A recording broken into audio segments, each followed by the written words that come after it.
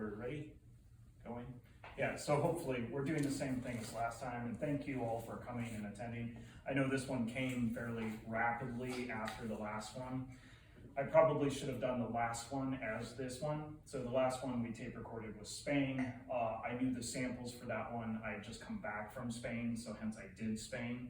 Probably should have done this one in place of Spain a couple of weeks ago. I didn't have the sample set ready or the wines ready. But we also are doing this tasting 3 times over this week on Thursday. So the store managers needed to have this tasting recorded. So while I've done it for, I think, 4 or 6 years running, we've actually never I can't say that because of 2020.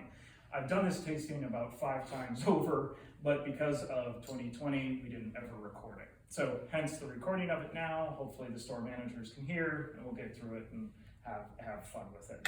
Also, one of the people said that it would probably have been better if we did it at 5 o'clock, given the high alcohol nature of the wine. So we'll just have to endure and see if our Sundays we can report back in. We're just working all afternoon. Yeah. See if our Sundays get totally wasted by 7 hours of 7 hours of high octane Italian wine. So. Okay, so thank you guys, welcome. We're doing it the same as we always do. We're having 9 wines plus the bonus wine to it. So, okay, I think the good way to start this tasting is, this is a fascinating one, and I think it's particularly fascinating for a couple of reasons. First off, it's fascinating because it oftentimes has a real gateway to Italian wine effect and a gateway to expensive Italian wine effect. And I think that's dramatically related to the fruit profile that you're going to experience with Amarone. So that's an interesting point of that it's a way for a lot of people to suddenly get engaged in Italian wine in a way that they wouldn't normally be. And in fact, we're going to see that as we explore the history of Amarone, particularly in the 1980s, and particularly with me starting in 2005 of seeing the massive growth of Amarone and how it relates to the zone and the region and the style of wines. So interesting in that fashion. It's also interesting in just the fact of what it is. So if you take the name Amarone, which a lot of Americans know now and know off the bat, it actually means slightly bitter. Amaro is the root word for it. So this is a wine that should have a slight bitter note for it. Now it's kind of crazy to think about because most Americans would not like, oh, I want a slightly bitter wine, but that is actually the thought of it. It has a slightly nutty bitter note to it. But Amarone is also a process. And when I was thinking about this, I think it is the only wine in the world where the name on the label is a process. Certainly Champagne is also a process, but it's a geographic region as well. Whereas Amarone on its own is only a process of making this particular wine. So very, very interesting with that. It is also, as Italians will tell you, and when I opened the Brady Street store, all of the old-time Italians, men particularly, would come down and talk to me about Amarone, and what they always wanted to say about it was a vino di meditazione, if I'm pronouncing that right, but a wine of meditation. So very powerful wine, a very luxurious wine, but a wine that you'd sit with and meditate with, particularly at the end of a meal. That's usually not how Americans enjoy this wine, but it's what was taught to me by these old Italian men who would wander into the store. Alan, maybe you can put this into a meditation. Make some money on that. Make some money on yoga meditation. Amarone. Meditation sessions. Yes. Meditation session here. Let me go grab this. Real quick. That's always been the case with my consumption. Okay. So You don't have one of the ones, do you? I do. You have all 4 glasses? I didn't. I just got rid of the first one. Or I spent the first one and get rid of it. So 3 really interesting facets of exploring what Amarone is. Now I hope to take those interesting facets and link them to a tradition, also link them to a history, which is not the same as the tradition in this part, link them to some of the politics of the zone, and also the flavor of the wines and the commercial application of the wines. We'll see if I get through all of that, and because I think we've got 6 or 8, 15+% alcohol wines, so we'll see if I make it all the way through that or not. Okay, but first, if you've got the idea of what Amarone is and what the name is, let's take a taste of the flavors, and let's do it by having these two first wines simultaneously. In classic Waterford fashion, let's go ahead and double fist them. And here I would suggest go back and forth, taste back and forth, do one first, then do the other, and think about the differences between these wines. Now I do have to say, the Allegrini I think is a little bit tight, so kind of swirl it really heavily. And I would suggest if I had actually meant to get down here slightly early, but I was doing a job interview at 9 o'clock, but probably this would be, Allegrini would be more open and expressive if I had opened it at like 8:30. So, but actually you opened it, so if it was open longer, and certainly those Italian men on Brady Street would want you to decant it and make a real romantic thing out of decanting it. So, but taste them and smell them.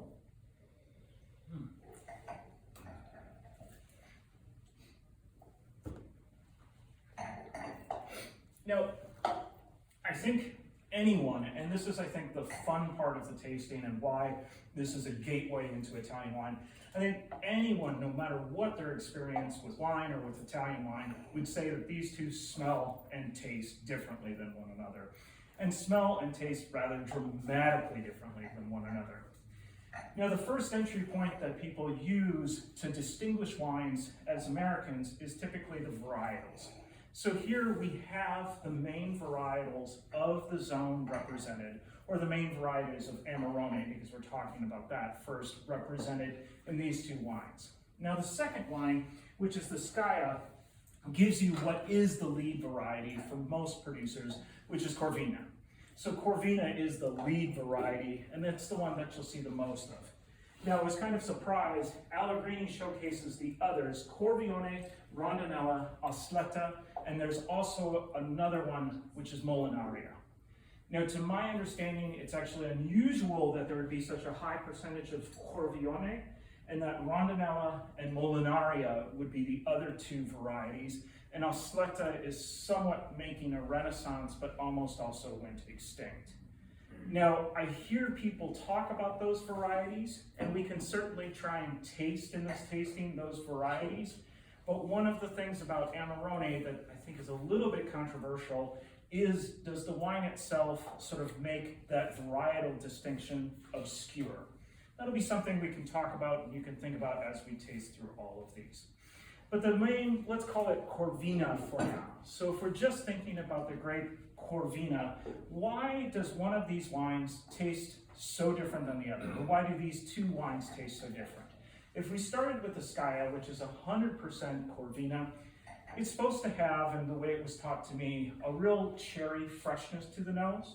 It's supposed to have a bright, juicy fruit to it. Maybe just a touch of savory, but in kind of a winter mint or a spearmint kind of way, but faint. And then also a little bit of a touch of Amaro. And if Amaro is, again, a bitterness is too harsh a word for you or doesn't sell the wine to the person you're talking to, another way to think of that is kind of a nuttiness in the sense of like a Marcona almond, has a real rich mid-palate in terms of its fattiness, but also finishes with just a hint of bitter to it. So Corvina, and I think this is an amazing and fun example of Corvina. Now Scott didn't get the pricing on the sheet. I think this one comes in around $10. It's also fun because you can have it slightly chilled, and it's a fun red to have slightly chilled. It's going to get cold in here because I turned off the heat, so let's not chill this one, but it is one that you could have slightly chilled. Now dramatically different is the Allegrini. So the Allegrini is Amarone, and we're going to talk about that in just a second. But certainly the flavor is different. Here you have a rich sense of raisination. I actually kind of wonder if this bottle is slightly corked. It just has a bit of green, which I wouldn't expect. Actually, do you mind opening another bottle of Allegrini? Where is it? That stack that says Amarone, the top one on top of Sperry, the black box. We'll see. So this one to me has a little bit of green tobacco, which I don't think Allegrini would want in their wines. I don't think that's what they're aiming for. But what we should find here is a real black character to it. Blackberry fruit, black currant, fig, a little bit of raisination to it for the obvious reason we're about to explore. A sense of spice character, as in a black pepper or a baking spice character to it. And of course, a very full-bodied, rich, rounded mid-palate, and then soft and supple in terms of its tannins and acidity, but again, with a little touch of that bitterness. And here, the bitterness should be stronger. Again, if you want to switch to nuttiness, that would be a way to do it. And if we're gonna, do you mind testing that and seeing if it's different, and then we can pass around the I style? didn't taste it in the last one. Yeah, so I felt comfortable was fine.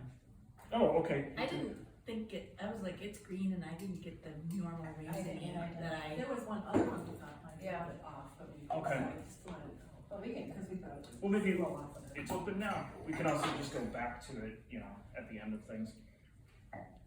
Mm. I can. Wow, those two are getting really dramatically different than one another. Yeah, if I could. The people watching this video are gonna be like, this is extremely boring, watching the staff open multiple bottles of wine, exploring for protein.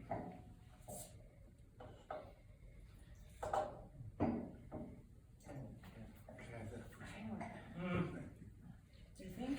Let's go with that, because that doesn't have the green, it still has a little bit of a hardness that I didn't expect. I'm just gonna, but if we don't drink them all, we can just see where they go, because it could just be that they wanna be open for a really, really long time, which will be important for the store managers to know when they present it. So in any case, the point of double fisting these two, what is the difference between these wines? And that is actually the world of Amarone. So what Amarone is it's a process.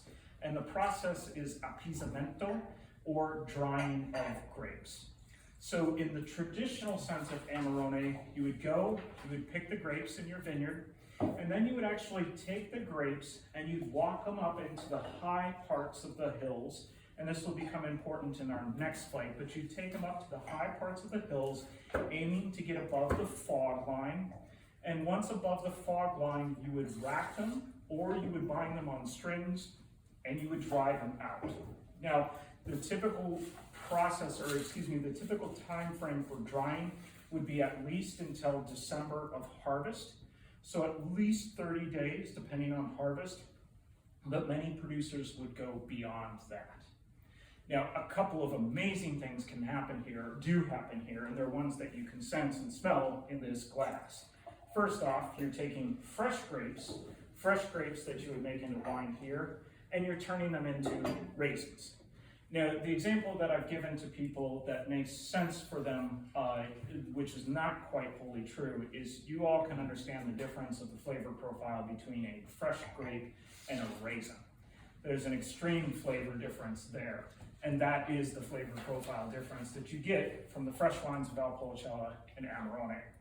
The other thing you can understand is think about the liquid volume you're going to make in wine in fresh grape production versus raisinated grape production. Making wine from raisins, you're going to get very, very little juice. Now, immediately you'll notice that's one of the reasons Amarone is so damn expensive, is because you've actually precipitated off almost all of your wine production via drying the grapes. So you have very little juice that you're going to make. But also in drying the grapes, you're doing a couple of major things to them.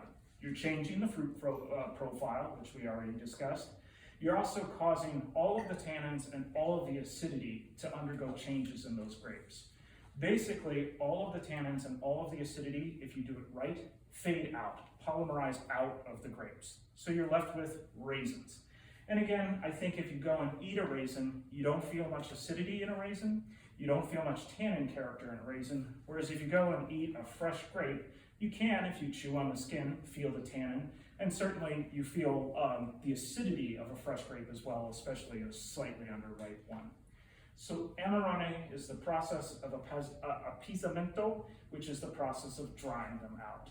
Again, traditionally done on racks above the fog line in the classic zone. Okay, now why this? And I don't want to bore you guys, but there's another interesting aspect of Amarone that relates to bacteriological science and also history.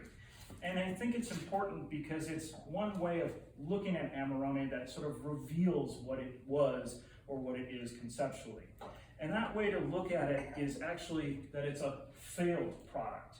It's a product that is wrong, or maybe a better term would be accidental. And by that, we would have to look back to the 1960s and then further back to Roman times. Now, we're going to hit Valpolicella and we're going to talk about that name and why in Roman times. But if we look back to Roman times, it was a time when they desired wines to be sweet. And this, of course, is part of Italy, and it was a major production zone in Italy. It was a zone where they were attempting to make very sweet wines. The name for that in Amarone, or excuse me, in Valpolicella, is Recioto. So Recioto was the desired outcome, making a very, very sweet wine. So that happened in Roman times, and that was the style that was set. And that style was set all the way up until the 1960s. So a vast gap in time there, but that's the style, is making Recioto a dessert wine. Now, during that long production time, what happens if you're attempting to make a Recioto, but in the process of making a Recioto, your yeast dies before all the sugar is eaten, or your yeast dies because your wine has reached such an alcoholic strength that it kills off the yeast? Well, it means that your wine has either finished dry or finished mostly dry with a little bit of sugar to it.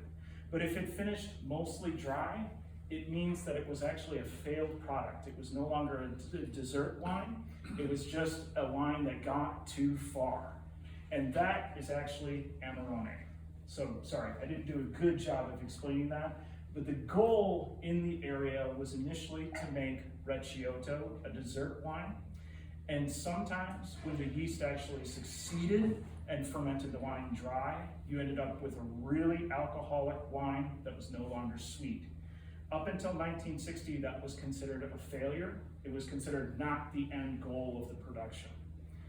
The people who claim to make Amarone the way it is to this day, and starting in the 1960s, is actually Allegrini.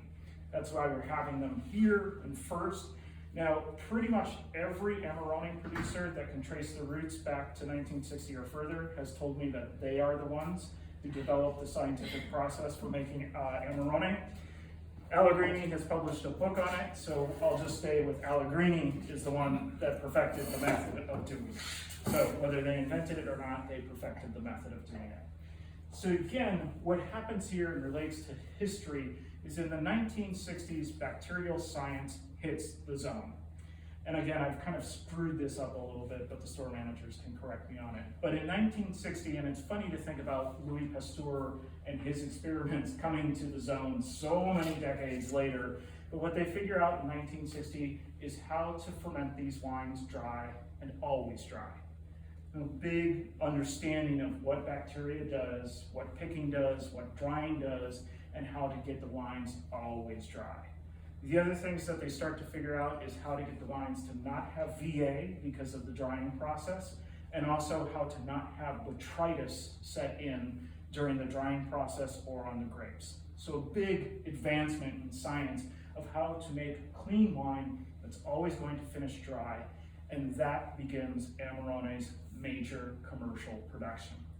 So while it relates to this ancient style of making wines that dates back to the Romans, it really comes to us in the 1960s, and that's the first time that wine is made cleanly in this big, bold, voluptuous style.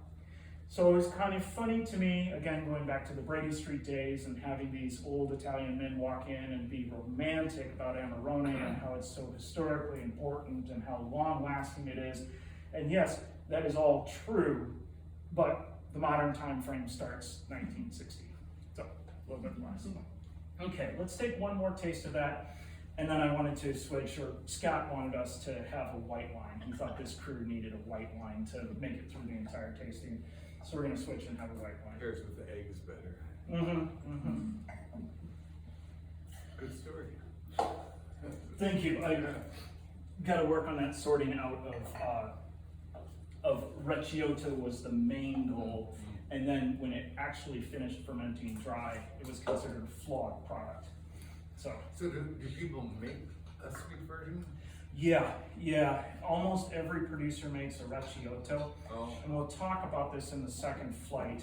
But one thing we can say here is, I think we sell a bottle of Recioto every decade. Whereas Amarone, we consistently do this tasting and it sells out, and we usually sell 60 to 120 bottles, and that's per year as opposed to per decade. How much is the Allegrini? Allegrini, thank you for asking, and I can fill you in on the prices. Allegrini is around $75 for lease price.